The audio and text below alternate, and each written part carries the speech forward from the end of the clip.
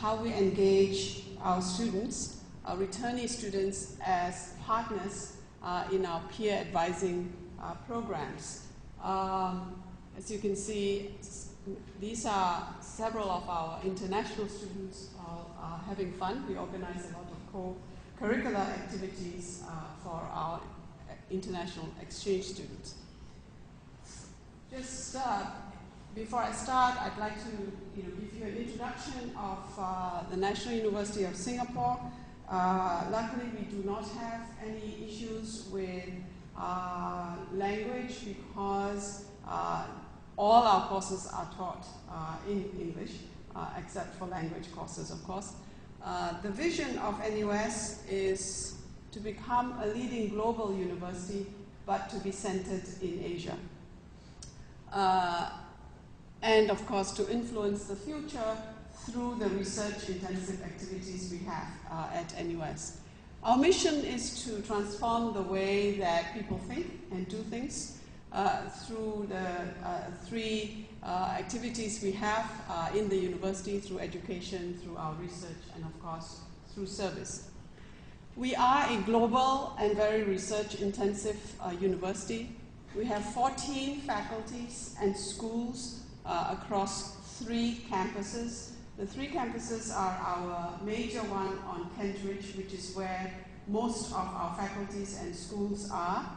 We now have a second campus where we have a second medical school, which is a graduate medical school that is run together with Duke University.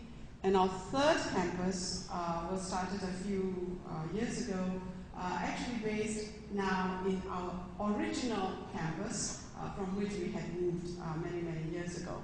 And that third campus now houses our Faculty of Law and our Lee Kuan Yew School of Public Policy, as well as several research institutes. Our total student population is 31,000, with 26,400 undergraduates and 10,500 postgraduates, and our students come from over 100 countries. So a very international university as well. Approximately 20% of our undergraduates are international students, and close to 60% of our postgraduate students are international. We have 6 overseas colleges. These are not foreign campuses. I'll elaborate a little bit on this. We have 22 research institutes and centers, and these 22 research institutes and centers are part of our university efforts in research. We also have 4 national research centers of excellence, and 3 of them are run together with the National University of Singapore. And in the fifth one, we have a partnership with Nanyang Technological University. Undergrad 26,000, postgrad 10,000, and then total 31,000. Was mathematically wrong? Yes, I just rounded it all up. It's about that. Yeah. Too much wrong? It's 36, 26, 30. Oh, sorry. Did I get those numbers wrong?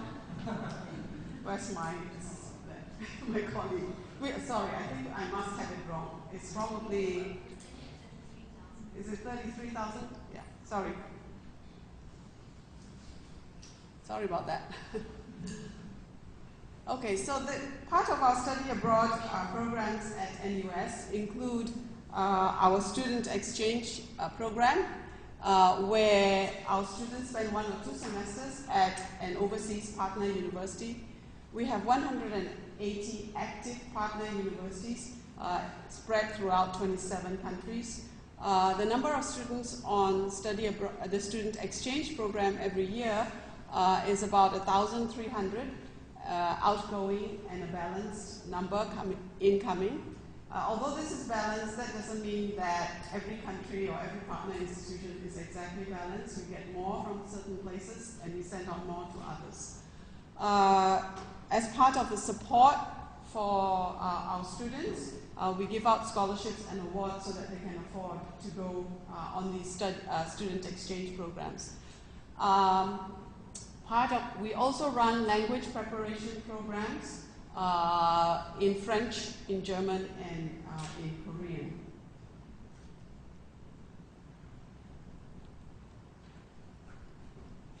Apart from those student exchange programs where students go for 1 or 2 semesters, we also have shorter programs which we call global opportunities, and we provide students under this program with more short-term but still academic immersions, and also to cultivate interest in less traditional destinations. So part of these global opportunities include internships. So we send about 25 students a year to 4 countries. We also have our students go on research attachment program. We send about 10 students every year, again to only about 4 countries. And now increasingly we are focusing on these short-term, what we call summer programs, and we send about 240 students a year. And there are 9 of these programs conducted in 7 countries. Okay, so what is the peer advising program? So this is the latest effort on the part of the International Relations Office at NUS to try and engage our students who have come back. Because all of us make the assumptions that it's good for the students to go abroad. It's good for the students to go on these student exchange programs. But then if we don't do anything about this when they come back, they lose that, and as the university, we also lose on the experiences that these students have had. So what we decided to do was to start this peer advising program, and we just started this less than a year ago in May 2010. It's run under the Global Education Team. That's our team that looks after the short-term programs at the International Relations Office. So what we've done is we've hired 3 of our students who have gone on exchange programs, and we pay them. They come in and run the program with guidance from our International Relations Office staff. We focus on the gaps, meaning we focus on the gaps which are in the exchange and our short-term students. This is a rapidly growing and progressive program on campus. These are, I think, our 3 paid students working together, and they've designed their own little logo called Peer Advisors. I guess this is the globe, this is NUS going this way, and students going in various directions. So part of the peer advising program, what are our target groups which are part of this program? The first group, of course, is the returning NUS students, the students who've gone abroad and come back. We want this program to serve as a platform for them to share their wealth of knowledge that they have gained. And we also want to put in place a support system during the re-entry of our students who've gone abroad and then come back to NUS. Sometimes we hear from our students, especially those who have gone abroad for 1 full year, they come back and they tell us they get a culture shock when they come back into NUS and into Singapore. So we want this to serve as a support system for them. We of course also have large numbers of incoming exchange students, and we want this peer advising program as an avenue for them to seek help, so that they're not coming to seek help from our International Relations Office all the time. So they have other students at NUS with whom they can go and speak and discuss issues. And of course, we also want this program to try and promote interaction of these incoming exchange students with our NUS student body. The other group that we're looking at are, of course, our students from NUS who are preparing to go abroad. And this peer advising program was set up so that they can use this as an avenue to seek advice and as a good source of unofficial information. So, of course, at the International Relations Office, we do give them official information, like how do you go buy your tickets, how do you buy health insurance when you're abroad, and so on. But the unofficial information, I guess, of where are the best places to go to if you go as an exchange student, for example, to Kyoto University, or if you come to Kyoto, where are the best places to eat or the cheapest places to eat, and so forth. So that's, we hope, will be part of the peer advising program, that the students can give advice which is relevant to the students. Currently, our interactions with our returnees, students who have come back from their exchange programs, is they all receive an email just before they come back. They are then encouraged to sign up to be peer advisors, and we advise that we encourage them to do that as part of giving back, because most of them will have received some financial support to go on that program. So we encourage them to come back to become peer advisors to give back to NUS. When they get back to NUS, we have a briefing with them, and then the re-entry is discussed also in the pre-departure briefing. So we discuss before the students go abroad. We tell them that we expect them, when they come back, to actually also brief us about their experiences when they're abroad. The students who have participated in the exchange programs are always invited then to participate in many events that are organized by the International Relations Office, such as International Education Day. We also organize events which we call internationalization at home, where, because at least 50% of our students don't have the opportunity to go abroad, we try and bring in these experiences to the campus. So we've organized events such as, I think, China, India Day, Middle East Day, and so forth, where we then bring in our exchange students as well as our students who've gone to those countries to come in and share their experiences. We also give our students writing opportunities. They can write about their exchange experience. We have Step Out, which is a magazine which I think it's a magazine that we produced at IRO. We have a newsletter. Of course, in this day and age, all students are on Facebook, so they have Facebook entries, and then they write reports for us. So the returnee involvement with incoming exchange students, so by engaging with the incoming students, they become aware of their own growth while they've been abroad, the experiences that they can share, and their new abilities, of course, to relate and also to assist these incoming students who come from the countries or the universities where our NUS students have been. They organize usually a welcome party to meet and to befriend all the incoming exchange students. We always reserve places for our returnees in all our peer advising events. We organize many social, cultural, and also sporting events. I think this might be a dragon boat race event that, as you can see, many international students are involved in. We also run travel clinics for our outgoing students, and these returnees are invited to participate and to lead these travel clinics. The returnees also get involved with our outgoing NUS students, and we have found that our returnees do actually enjoy this opportunity to give back to NUS.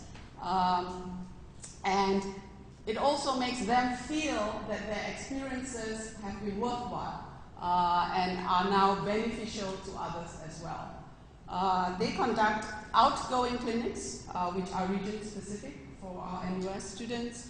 They assist with all our pre-departure briefings. They give updated information and tips. As I said, tips that are useful for students on their peer advising Facebook page. Many of our returning students will also volunteer to be contacted by any student who is interested in going on exchange. So we may have students who are still thinking about going on exchange, but need all kinds of other information that they may not get from us at the IRO officially, and may want to get some unofficial information. So we have our returning students who volunteer to be contacted. These are our peer advisors.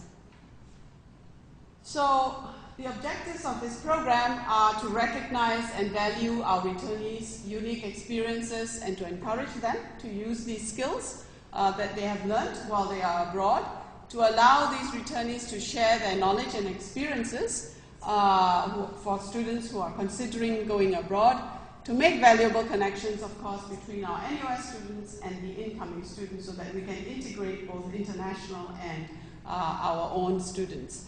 And to provide, of course, these academic, social, and psychological outlets for our returning students. Just very quickly, an evaluation. We have had re-entry briefings. Most of them tell us, 88% tell us they actually experienced reverse culture shock. 62% have found briefing useful, about 38% found it very helpful. They appreciated the re-entry talk at the beginning, and it started him thinking about the things that he had ignored in his daily life before he had gone abroad. We have had welcome parties, we organized dragon boat outings, we have a mid-semester barbecue. So the lessons learned are that we have our students learn through doing, through participating in these welcome parties, as well as participating in activities where we have both NUS students and international students. The peer advising and the focus on returnees, we have just started, as I said, just in May 2010.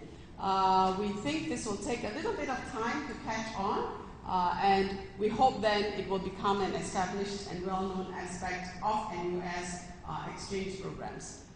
Suggestions and feedback from our students are always given serious consideration when we form our itineraries and events. Returnees need outlets to express their experiences, their feelings of the student exchange programs, and we need to move our entire NUS community away from the shoebox effect. What we mean by the shoebox effect is that as many of us travel abroad, we take lots of pictures, we buy lots of souvenirs, we come back and then we just put them away and forget about it and get on with daily life. It's like putting everything into a shoebox. So we want to not have that happen, and that's why we have started this program so that our students can continue to reflect on their experiences and to use these experiences to help the students who then will go abroad. We will try and improve, of course, this particular program. We will refine our re-entry briefings. We create reunion times.